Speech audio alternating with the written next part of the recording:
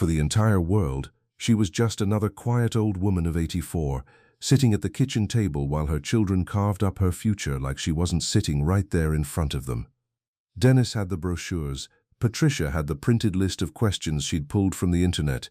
Kevin had the worried face he always wore when he didn't want to be the one to say the hard thing out loud. And Clara Mae Whitfield sat with her coffee going cold in front of her, listening to the three people she had raised from infancy decide where she would spend the rest of her life, without once, not even once, asking her what she wanted. Before we jump back in, tell us where you're tuning in from, and if this story touches you, make sure you're subscribed, because tomorrow I've saved something extra special for you. What they didn't know, what none of them could have imagined as they passed those glossy Pinebrook Senior Living brochures back and forth across her own kitchen table, was that Clara Mae Whitfield was not the woman they thought they knew. They saw an 84-year-old widow who walked with a cane on bad days, who sometimes forgot where she'd placed her reading glasses, who lived alone in the old house on Cedar Lane and needed more help than she'd ever been willing to admit out loud. They saw vulnerability. They saw liability. They saw a problem that needed to be solved cleanly and quickly before something went terribly wrong. What they did not see was the woman beneath all of that, the woman who had spent 6 decades making herself smaller so that the people around her could feel larger. The woman who had kept a secret for 35 years that her children knew absolutely nothing about. The woman who, even as she sat at that kitchen table listening to them talk about her like she was already somewhere else, was turning something over quietly in her mind. A plan so unexpected, so bold, so entirely her own, that when she finally carried it out, it would stop her children cold and force them to look at their mother, really look at her, for the first time in years. Clara Mae Whitfield was not just another frail old woman waiting patiently for her life to be decided by people who thought they knew better. She was a woman who had been waiting, without fully knowing it, for exactly this moment. The moment when she would stop accommodating everyone else's fear and finally, fiercely, start honoring her own truth. Her name was Clara Mae Whitfield, born Clara Mae Donovan on a bitter January morning in 1940 in Harrowfield, Virginia, the second of 4 daughters raised by a schoolteacher mother and a father who worked the railroad lines that cut through the Shenandoah Valley. She had grown up in a house where women were taught to be useful, to be steady, to make themselves indispensable to the people around them without ever asking for recognition in return. And she had done exactly that for 84 years without complaint, without bitterness, and without once stopping to ask whether any of it was being noticed or appreciated. She had been a good daughter, a good student, a good wife, a good mother, and a good grandmother. She had cooked the meals and kept the house and organized the church bake sales and driven the grandchildren to their practices and shown up every single time anyone in her orbit needed her, even on the days when she herself was running completely on fumes. She had poured herself into the people she loved with such consistency and such fullness that somewhere along the way, the people around her had forgotten to wonder whether there was anything left of Clara Mae that existed purely for herself. And she had done all of it with genuine love. That was the part that mattered most to understand. Clara did not resent her life. She had chosen it piece by piece, day by day, and she had found real meaning and deep satisfaction in the choosing. Walter had been her partner through all of it, her equal in every way that truly counted, even when the world around them assumed otherwise. He had never once made her feel invisible. He had never once treated her opinions as optional or her feelings as inconvenient. In a marriage that had stretched across 52 years, through every season of joy and hardship that life had seen fit to deliver, they had built something genuinely rare, a life where both of them were fully, completely seen. Walter had been gone for 2 years now, a peaceful passing, as his doctor had gently described it, a phrase Clara had never quite been able to forgive, because there was nothing peaceful about the disappearance of a man who had filled every room he walked into with warmth, steadiness, and a particular quiet confidence that made everyone around him feel that things were going to be all right. He had died on a still Tuesday morning in October, in their bedroom on Cedar Lane, with Clara holding his hand the way she had held it through everything, and she had kept holding it long after, because letting the warmth go had felt like agreeing to something she wasn't ready to agree to. The grief had been enormous and consuming. It still surfaced sometimes, without warning, on certain mornings when the house was too quiet and the coffee tasted wrong and the chair across the table sat empty in a way that felt like an accusation. But Clara had managed. She had managed her medications and her meals, her garden and her finances, her doctor appointments and her household repairs, all of it entirely on her own, because she was still Clara Mae Whitfield, and she was still completely capable of running her own life on her own terms. But her children had not been watching the same woman she knew herself to be. They had been watching for evidence, for signs of decline, for confirmation of a story they had already written in their heads about what aging looked like and what it inevitably required. And somewhere along the way, without Clara being warned or consulted, that private narrative had quietly and decisively become a plan. And the plan, as she was about to discover at her own kitchen table, was Pinebrook Senior Living, 40 minutes from Harrowfield, and a world away from everything she had ever called home. Clara looked at the brochure, she looked at her children, and somewhere behind her steady, watchful eyes, something that had been sleeping for a very long time began, slowly and deliberately, to wake up.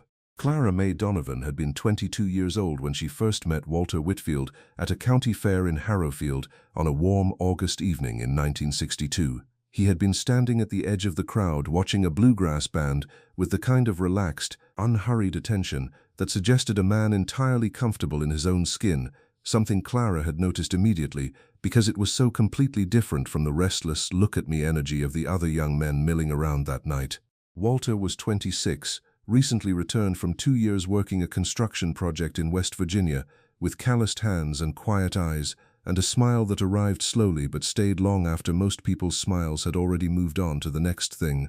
They had talked for 2 hours that first evening, standing near the fence at the edge of the fairground, while the music drifted over them and the lights strung between the wooden posts swayed gently in the late summer breeze.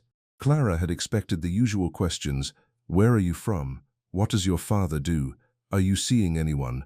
But Walter had asked her instead what she thought about things, what she believed about things, what she wanted her life to look like in 10 years, in 20.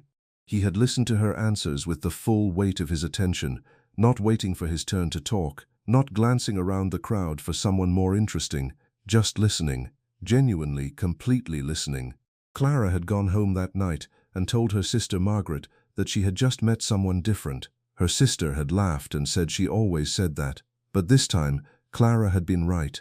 They married 14 months later in a small ceremony at the First Methodist Church in Harrowfield on a Saturday in October when the valley was all rust and gold and the air smelled of wood smoke and coming cold.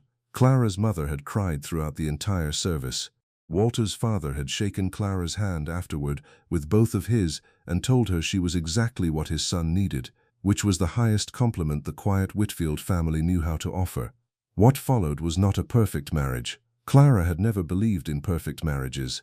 She believed in honest ones, in working ones, in marriages where both people showed up even on the days when showing up required something significant, and that was exactly what she and Walter had built together across 52 years of shared life, something honest and working and real. They had disagreed, sometimes loudly. They had gone through seasons of distance and seasons of closeness.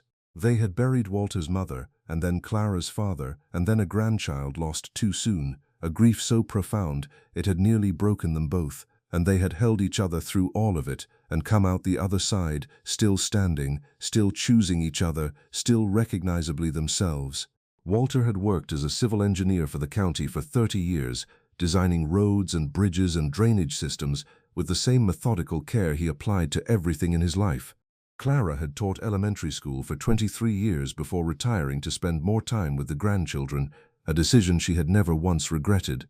They had raised 3 children in the house on Cedar Lane: Dennis, the oldest, who had always been the most like Walter in his practicality and his tendency towards certainty; Patricia, the middle child, sharp and organized and deeply convinced that caring for someone meant controlling their circumstances; and Kevin, the youngest, gentler than his siblings, more inclined toward empathy, but also more inclined to follow wherever Dennis and Patricia led rather than stand apart from them.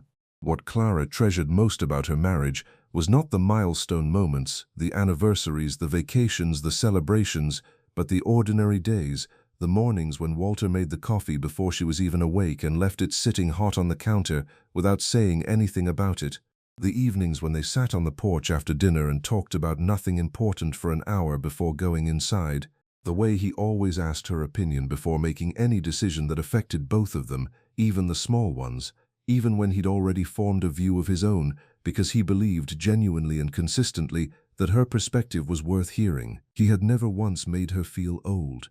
Even in the last years of his life, when his own health was declining and the pace of their days had slowed considerably, Walter had looked at Clara with the same quality of attention he'd brought to that county fair fence in 1962. Like she was interesting, like she still had things worth listening to, like her life was still fully and completely her own, regardless of what the calendar said. 2 years after losing him, Clara still felt the shape of that attention, like an absence in the air around her. Still reached for it in the mornings without thinking, still caught herself turning to say something to him before remembering. She had kept going because that was what Clara Mae Whitfield did.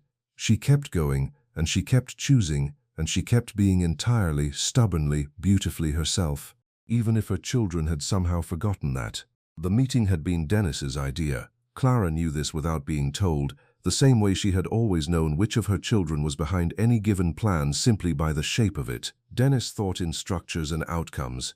He identified a problem, assembled the relevant parties, presented the evidence, and moved toward resolution with the efficiency of someone who had spent 30 years managing logistics for a regional construction firm. He was not a cruel man. He was not even an insensitive man, not intentionally. He was simply a man who had inherited his father's practicality without inheriting the softness that had always balanced it. It had been a Sunday afternoon in late February when the three of them arrived together at the house on Cedar Lane, which should have been Clara's first signal that something had been coordinated. Her children did not naturally arrive together. They lived in different towns, kept different schedules, and generally required significant planning to occupy the same space at the same time. When all three of them came through her front door within minutes of each other on an otherwise unremarkable Sunday, Clara felt something shift quietly in the air, the way the atmosphere changes just before a storm arrives, when the birds go silent and the light turns a particular shade of yellow that means nothing good is coming. She made coffee anyway. She set out the good cups and the shortbread biscuits she kept in the tin on the counter, and she sat at her kitchen table and waited with her hands folded and her expression composed, because Clara Mae Whitfield did not let people see her afraid.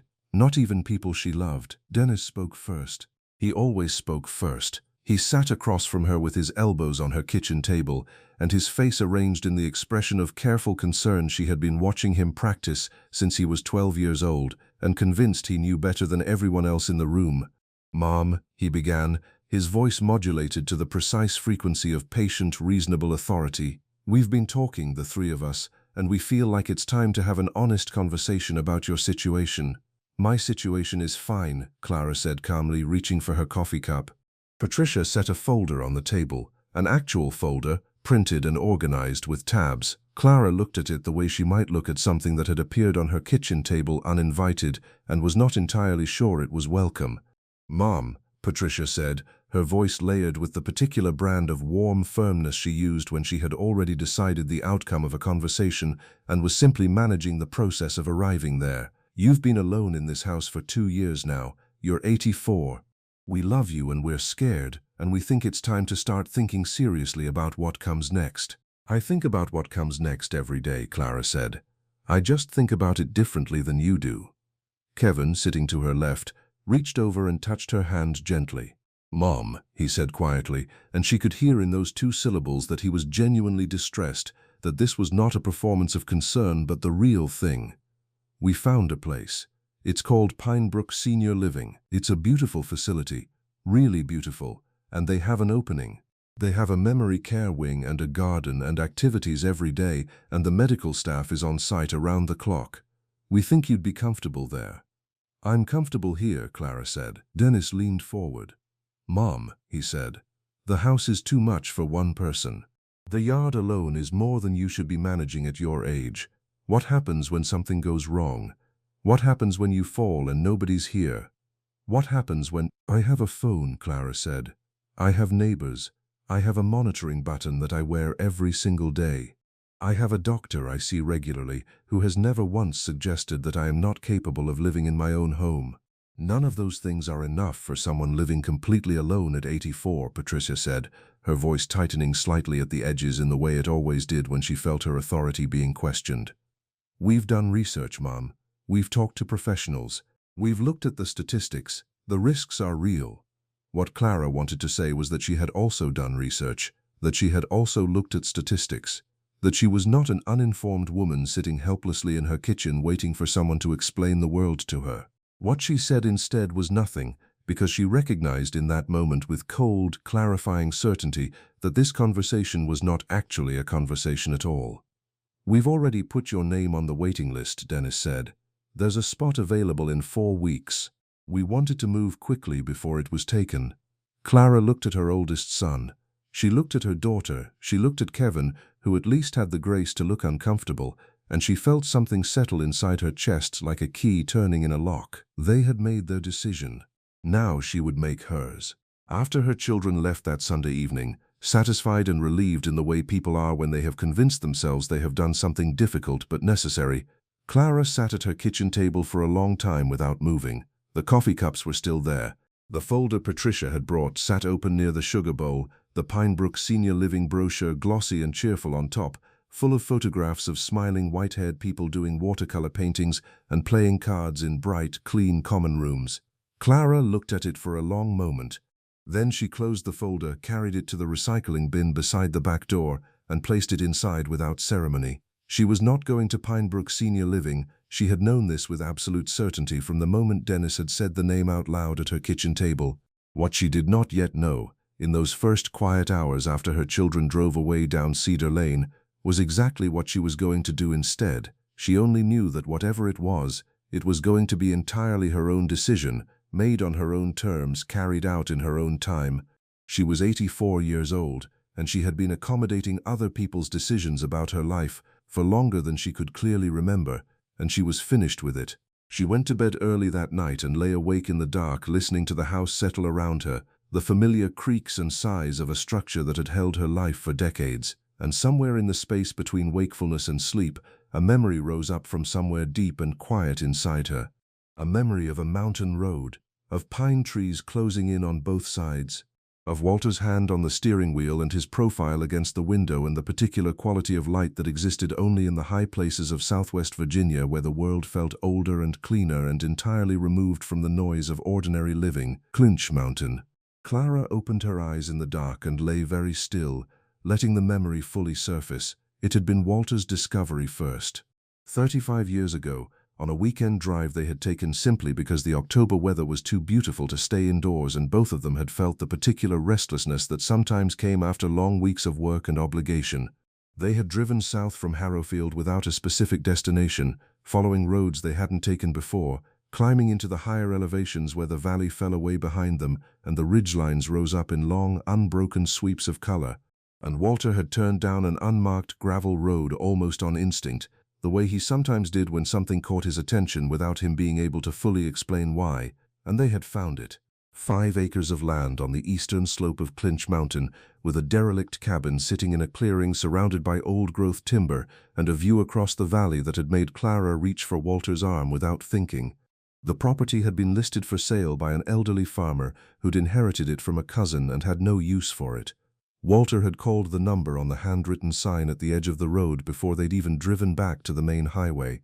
He had spent the better part of 2 years rebuilding that cabin on weekends, driving up alone when Clara couldn't come, driving up together when she could, turning the derelict shell of a structure into something solid and weatherproof and quietly beautiful. They had kept it completely private, not out of secrecy exactly, but out of a fierce mutual desire to have something that existed outside the roles and responsibilities that defined the rest of their lives, something that was purely and entirely theirs. No children, no neighbors, no obligations. Just the mountain and the trees and the particular silence that existed up there, deep and layered and full of a kind of peace that Clara had never been able to find anywhere else. They had gone perhaps twice a year throughout their 50s and 60s, telling the children only that they were taking a weekend trip, never specifying where. By the time the children were old enough to ask more pointed questions, the habit of privacy around the cabin was so well established that deflecting it felt entirely natural. It was their place. It had always been their place. And when Walter died, Clara had not been back because she had not been ready to face it without him. But she was ready now. She got up quietly in the dark, went to the kitchen, and opened the drawer beside the stove where she kept things that mattered but had no obvious home: batteries, rubber bands, the spare key to the back door, and beneath all of it, wrapped in a square of soft flannel, an old iron key on a worn leather cord that Walter had pressed into her palm on their 40th wedding anniversary with an expression she had never entirely forgotten. "That key still belongs to you, Clara Mae," he had said. "No matter what else happens, don't forget that." She held it now in both hands in her dark kitchen and felt 35 years of memory move through her like a current. She hadn't forgotten. Clara gave herself 2 weeks to prepare.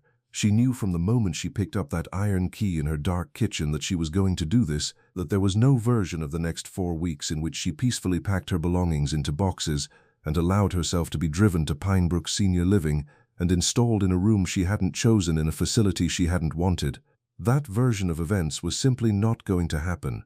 But she was also 84 years old, and she was practical enough to know that running away from home, if that was indeed what she was doing, required careful and deliberate preparation if it was going to work at all. She did not panic. She did not cry, at least not about the plan itself. She made a list, because Clara Mae Whitfield had made lists her entire life and was not about to stop now simply because the circumstances had become unusual.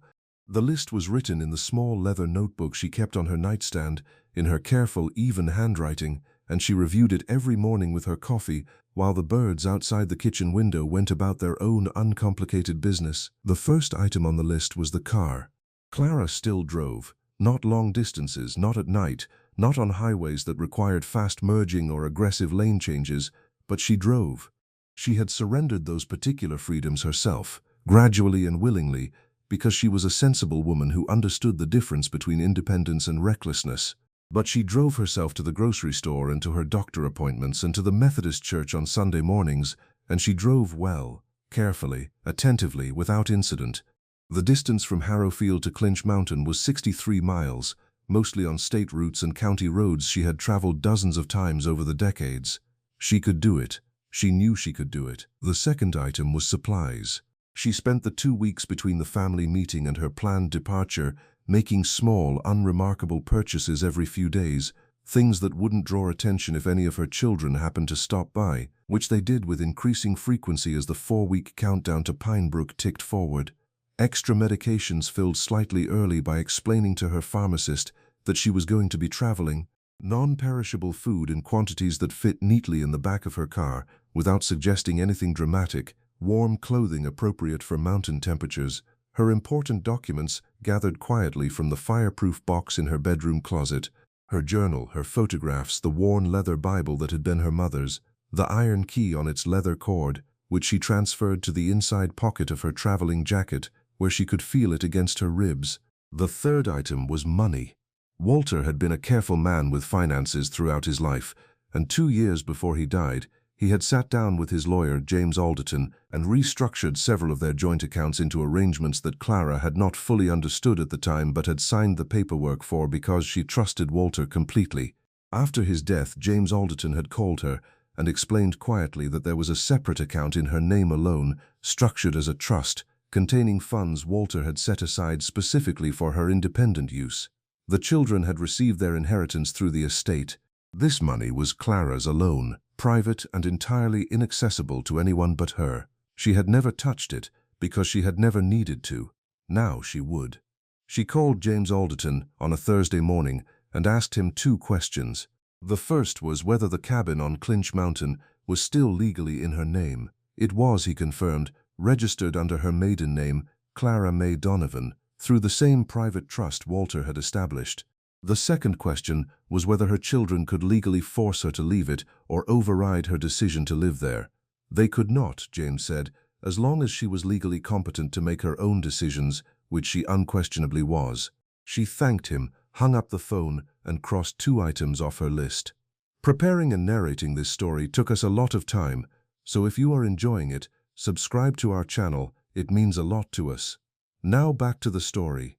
Clara left on a Thursday morning at 5:30, 2 days before her children were scheduled to arrive to begin the packing process they had organized without consulting her. She had told Dennis the evening before that she was feeling tired and would likely spend the next day resting. He had accepted this without question, which told her everything she needed to know about how her children currently saw her, as someone whose days were quiet and predictable and entirely without initiative. She loaded her car the night before in the dark, moving slowly and carefully, listening to the neighborhood sleep around her. She slept 3 hours, rose at 4:30, dressed in the clothes she had laid out, made one final cup of coffee in her kitchen on Cedar Lane, and stood at the window drinking it while the darkness outside softened toward gray. Then Clara Mae Whitfield, 84 years old, picked up her keys, walked out her front door, locked it behind her, and drove herself toward the mountain. The drive to Clinch Mountain took just under 2 hours in the early morning stillness, and Clara made it without stopping, without getting lost, and without once second-guessing her decision, which surprised her a little because she had expected doubt to set in somewhere around the halfway point when the last familiar landmarks of Harrowfield disappeared in her rear-view mirror and the roads began climbing in earnest into the higher elevations. But the doubt never came. What came instead, somewhere around the 40-minute mark when the valley floor fell away beneath her and the ridgelines began rising on either side in long, dark silhouettes against a sky turning from black to deep violet, was something she hadn't felt in such a long time that it took her several miles to identify it correctly. Relief, pure, uncomplicated, physical relief, like setting down a weight she had been carrying so long she had forgotten it wasn't a permanent part of her body. She found the gravel turnoff from memory, which pleased her enormously given that 35 years and 2 years of grief-induced avoidance stood between her and the last time she had navigated it. The gravel road wound upward through dense pine and oak for nearly a mile before the trees thinned and the clearing opened up, and there it was, the cabin sitting exactly where it had always been, weathered and quiet in the early morning light, the mountains falling away behind it in a view that hit Clara somewhere behind her sternum, with the specific, wordless force of something deeply and permanently beloved. She sat in the car for a full minute before she could bring herself to get out, not from hesitation, but from the overwhelming sensation of arrival, of having traveled not just 63 miles of Virginia road, but some much longer internal distance to reach this particular moment. Then she opened the door, stepped out into the cool mountain air, and breathed in the smell of pine and earth and something older and wilder beneath both of those things, and felt the mountain receive her the way it always had, without judgment, without condition, without asking anything of her at all. The cabin needed work. She had known it would. 3 years of being closed and unattended had allowed dust and damp to establish themselves in every corner, and a family of field mice had clearly taken advantage of the vacancy in the kitchen cupboards, leaving evidence that Clara addressed immediately and without sentimentality. She was not a squeamish woman. She had grown up in a house with a practical mother who believed that most problems responded well to cleaning supplies and a firm hand, and she applied that philosophy now, moving through the cabin room by room, with the methodical patience of someone who understood that making a place livable was simply a matter of sustained attention and willingness. She swept floors and scrubbed surfaces and opened every window despite the morning chill, letting the mountain air move through and displace the staleness of long closure. She found the water still running clear from the mountain spring Walter had connected to the cabin's plumbing decades ago. The propane for the kitchen stove was low but not empty. The electricity was live, the bills still being paid through the trust James Alderton managed. The firewood stacked under the tarp beside the cabin was old but dry and would burn well once she got the wood stove going. By early afternoon she had the main living area and kitchen in reasonable order, and she sat down in the old wooden chair beside the window that looked out across the valley and allowed herself, for the first time since she'd sat at her kitchen table on Cedar Lane listening to her children discuss her future, to fully exhale. It was on the second day, while she was working through the back bedroom, that she found the box. It was sitting on the top shelf of the closet, behind a folded wool blanket, and she nearly missed it entirely. A medium-sized metal box, dark green, with a simple clasp lock. She didn't recognize it at first. Then she lifted it down and felt the weight of it and saw the piece of masking tape on the lid with 3 words written in Walter's unmistakable handwriting, "For my Clara." Her hands trembled so badly that she had to set the box on the bed and stand still for a moment with her eyes closed before she trusted herself to open it. Inside was a letter in a sealed envelope, a set of documents she recognized as property and trust records, a small stack of photographs she hadn't seen in years, and beneath all of it, wrapped carefully in tissue paper, the pressed flower from the corsage she had worn to their very first anniversary dinner 62 years ago, still faintly pink, impossibly preserved. Walter had known. He had prepared for this moment with the same quiet, thorough care he had applied to everything that mattered to him throughout his life. He had loved her enough to think ahead to her freedom even from the distance of his own diminishing days. Clara sat on the edge of the bed, held the pressed flower carefully in both hands, and let herself cry for a long, necessary time. Then she opened the letter. They arrived on a Saturday morning, 11 days after Clara had driven herself up the mountain. She had been expecting them eventually. She was not naive enough to believe that 3 adult children who had already paid a deposit on a nursing home room would simply accept their mother's disappearance without mounting a search, and she had known from the moment she'd turned off her phone on the morning she left Harrowfield that the clock was running. She had just hoped for a little more time, a few more quiet mornings on the porch with her coffee, a few more evenings watching the light change over the valley ridgeline, a few more days of being entirely, peacefully herself before the world came looking. She heard the car before she saw it, the sound of tires on gravel carrying clearly through the morning air, and she set down her garden trowel and straightened slowly, brushing dirt from her knees, and walked around the front of the cabin with her head up and her hands steady. Dennis's silver sedan pulled into the clearing, followed immediately by Patricia's blue SUV. Kevin was in the passenger seat of Patricia's car, which meant they had caravanned up together, which meant Dennis had organized this the way he organized everything, efficiently, collectively, and with the full expectation of a successful outcome. All 3 of them got out of their cars and stood in her clearing looking at her with expressions that moved through relief, confusion, and anger in rapid, overlapping succession. Clara looked back at them calmly, the way she had looked at difficult situations her entire life, with steady eyes and a composed face, and whatever fear she felt kept quietly and privately inside where it belonged. "Mom." Dennis's voice was tight with compressed emotion, weeks of worry and frustration packed into a single syllable. "Do you have any idea what we have been through? We have been looking for you for 11 days. We called the police. We called every hospital in a 3-state radius. We have barely slept. We have been absolutely terrified." "I'm sorry you were frightened," Clara said, and she meant it genuinely. "That was never my intention." "Then what was your intention?" Patricia demanded, her voice cracking slightly at the edges in a way that told Clara her daughter had been crying recently and was very close to crying again. "To disappear? To just vanish without a word and let us spend nearly 2 weeks not knowing whether you were alive?" "My intention was to live on my own terms," Clara said simply. "In a place I chose, the way I have every right to do." Kevin stepped forward, and she could see in his face that he was the most genuinely distressed of the 3, the one for whom the fear had been least mixed with anger. "Mom," he said quietly, "why didn't you just talk to us? Why didn't you tell us you didn't want Pinebrook?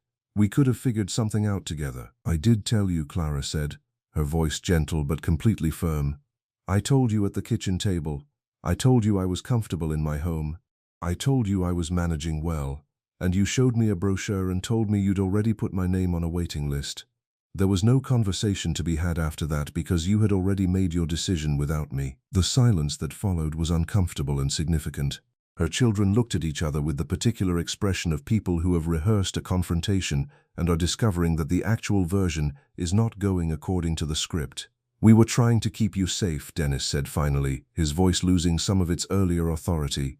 "You were trying to manage me," Clara corrected quietly. "There is a meaningful difference between the two, and I need you to understand that difference before we can talk about anything else." She gestured toward the cabin door and invited them inside with a steadiness that seemed to confuse them, as if they had arrived prepared for a frightened, disoriented old woman and were not entirely sure what to do with a calm one. They followed her in and stood in the main room looking around with expressions of reluctant surprise at the clean, organized, genuinely livable space she had created with her own 2 hands over 11 days of steady, patient work. Clara set Walter's documents on the table. The property deed in her maiden name, the trust account statements, the letter James Alderton had helped Walter prepare for exactly this occasion, sealed in an envelope addressed to Dennis, Patricia, and Kevin in their father's handwriting. She laid it all out quietly and methodically, the way Walter would have done, and watched her children's faces change as the reality of what they were looking at slowly became clear. "Your father prepared this," she said, "because he knew me, and because he loved me enough to make sure I would always have a choice." Dennis picked up the sealed envelope with hands that were not entirely steady, and Clara Mae Whitfield stood in the cabin on Clinch Mountain and waited, with the patience of a woman who had already won, for her children to finally begin to understand.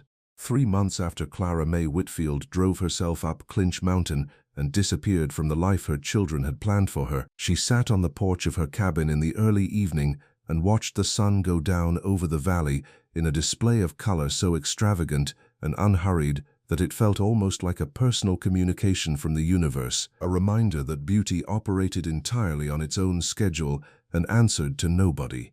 The sky moved through amber and rose and a deep luminous violet that settled finally into the soft blue-gray of mountain dusk, and Clara sat through all of it with her coffee going pleasantly cold in her hands and the particular stillness of a woman who has arrived, after a long and complicated journey, exactly where she belongs.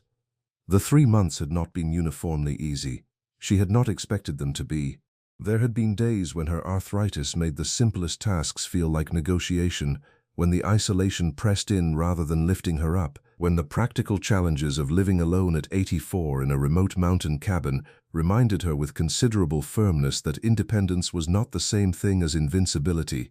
There had been a morning in late April when she had slipped on the wet porch steps and caught herself on the railing with both hands, heart hammering, standing in the cool mountain rain and acknowledging quietly that the margin for error up here was smaller than it had been on Cedar Lane.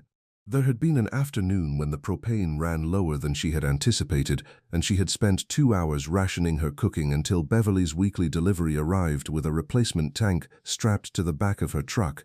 There had been nights when the mountain dark was so complete and so silent that the loneliness of it moved through the cabin walls like a physical presence, sitting down beside her at the table uninvited and staying longer than she would have liked. But she had also learned, across those 3 months, something she wished she had understood decades earlier, that asking for help was not the same as surrendering control. That independence was not a state of doing everything alone, but a condition of choosing for yourself which things to do alone and which things to invite assistance with. She had called Kevin the morning after the porch incident, not to alarm him, but to ask if he could help her install a better handrail on his next visit. He had driven up the following weekend with tools and lumber and spent the afternoon building her something solid and permanent, and they had sat together afterward on the newly safeguarded porch drinking coffee and talking in a way they hadn't talked in years, really talking, without the static of worry and control running underneath everything. That visit had been the beginning of something new between them. Kevin came once a month now, sometimes more.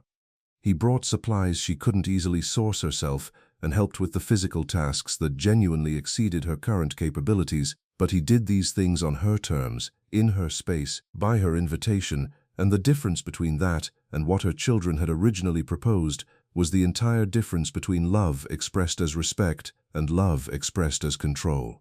He had started texting her in the mornings, not with anxious check-in questions, but with small things, a photograph of something he'd seen on his drive to work that he thought she'd find interesting, a book recommendation, a joke he'd heard that was only moderately funny but that he'd sent anyway because he knew she would appreciate the effort. These small daily exchanges had become something Clara looked forward to more than she would have predicted, a thread of connection that felt light and easy rather than weighted with obligation on either side. Dennis had called 10 days after the confrontation at the cabin, after he had read Walter's letter in full. His voice on the phone had been rough and subdued in a way Clara had never heard from her oldest son before, stripped of its usual managerial confidence and left with something rawer and more honest underneath. "Dad's letter was hard to read," he had said. "He told us we had treated you like a liability instead of a person. He said we had confused our own comfort with your well-being. He said we had spent so much energy trying to protect you from risk that we had forgotten to ask whether the life we were protecting you into was one you actually wanted to live. He was right. I'm sorry, Mom. I'm genuinely sorry." Clara had accepted his apology with the grace that came from genuinely meaning it. "You love me," she had told him. I have never doubted that for a single day. But love has to include respect for the person you're loving, and it has to include the willingness to hear them when they tell you what they need, even when what they need makes you uncomfortable. Otherwise it becomes something else entirely. Dennis had been quiet for a long moment on the other end of the line. Then he had said, "I'm going to try to do better." And 3 months later, he was doing better, imperfectly and effortfully, and sometimes backsliding into old habits before catching himself, in the way that real change always looked when it was genuine rather than performed. He had driven up to the cabin twice in those 3 months, and both visits had been different from the first confrontation in ways that mattered. He had asked questions instead of making declarations. He had looked at what she had built here with something closer to admiration than alarm. On his second visit he had stood on the porch looking out at the valley view and said quietly, "I understand why you love it here, Mom. I really do." And Clara had felt something in her chest ease that she hadn't fully realized was still tightened. Patricia had been the longest to come around, which Clara had expected. Patricia processed things slowly and internally, working through her feelings in private before she was ready to express them, which was a quality Clara had recognized in her daughter since childhood and had always respected, even when it was frustrating. But she had arrived at the cabin on a Wednesday afternoon 6 weeks after the confrontation, carrying a homemade pie and an expression of genuine reckoning, and she had sat across from Clara at the old table and said, "I spent my whole life watching you take care of everyone else without complaint, and somewhere along the way I stopped seeing you as someone who had her own needs and her own life that existed separately from ours. I turned you into a role instead of a person. I made you into Mom with a capital M and forgot about Clara. I'm sorry." Clara had cut them both a slice of the pie and said, "Then let's start over from here today on honest ground," and they had, carefully and imperfectly, the way all worthwhile things were built. Beverly, who ran the small general store at the base of the mountain road and had begun leaving weekly supply boxes at the end of Clara's drive without being asked, had become a genuine friend. She was 67, recently widowed herself, sharp and warm and deeply funny, and she drove up once a week to share coffee and conversation with a frankness and ease that Clara hadn't found in a friendship since her closest friend had passed 2 years before Walter. Beverly never once treated Clara's age as the most interesting thing about her, never modified her language or softened her opinions in the way people sometimes did around the very old, as if advanced age indicated fragility of perception as well as body. She talked to Clara like an equal because she understood, instinctively, that Clara was one. They had discovered a shared and passionate disagreement about a particular series of mystery novels that had occupied 3 consecutive weekly visits with such heated and enjoyable debate that Clara had laughed more across those 3 afternoons than she had in the preceding 2 years combined. Beverly had told her own adult daughter about Clara, and the daughter had told a friend, and somehow the story of the 84-year-old woman who had driven herself up a mountain rather than accept a nursing home had traveled quietly through the small community at the base of Clinch Mountain and generated a kind of low-key, respectful admiration that Clara found both touching and slightly embarrassing. People occasionally left things at the end of her drive, a jar of preserves, a bundle of cut flowers, once a handwritten note from a woman Clara had never met that said simply, "Thank you for being brave enough to choose yourself. We needed to see that it was possible." Clara had kept the note in her journal.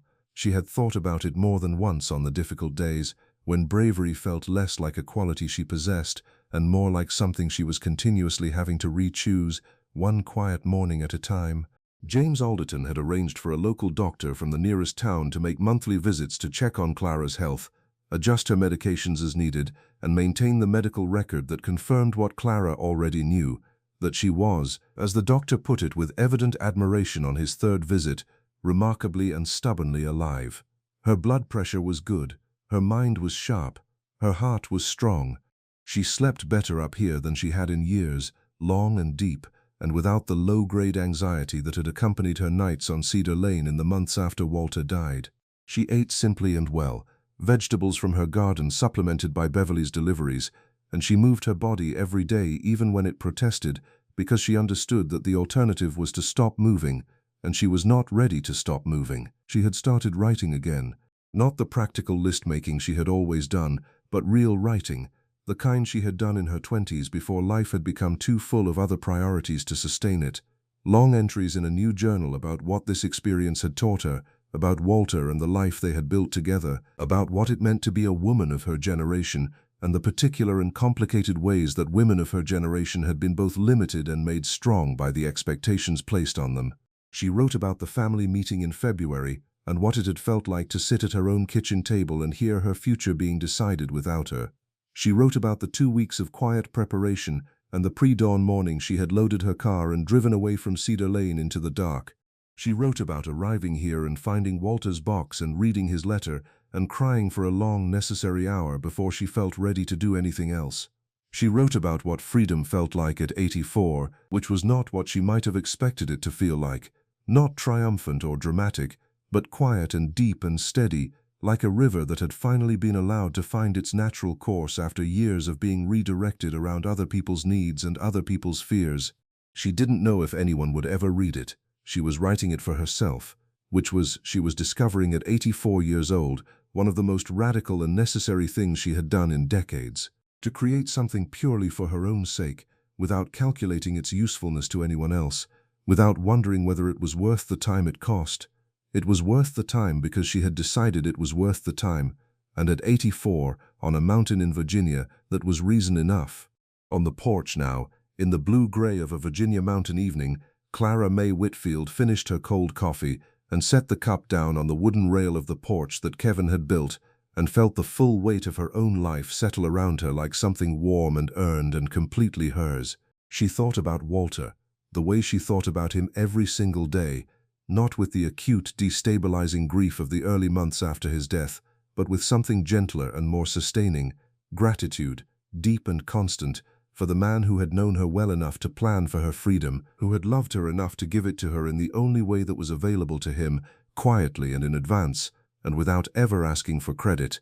"Thank you," she said softly to the evening air, to the mountain and the darkening sky, and the memory of a man with kind eyes and careful hands who had talked to her at a county fair in 1962 like she was worth listening to. "Thank you for seeing me. Thank you for knowing me. Thank you for loving me enough to make sure I would always have somewhere to be myself." The first stars appeared above the ridgeline. The mountain settled into its ancient, patient dark, and Clara Mae Whitfield, 84 years old, living entirely on her own terms in the one place that had always been completely hers, sat on her porch and felt something she intended to keep feeling for every morning she had left. Free. Fully, finally, irreversibly free. She had driven herself here, every single mile of it, and she would not trade a single one. Up next, you've got 2 more standout stories right on your screen. If this one hit the mark, you won't want to pass these up. Just click and check them out. And don't forget to subscribe and turn on the notification bell so you don't miss any upload from us.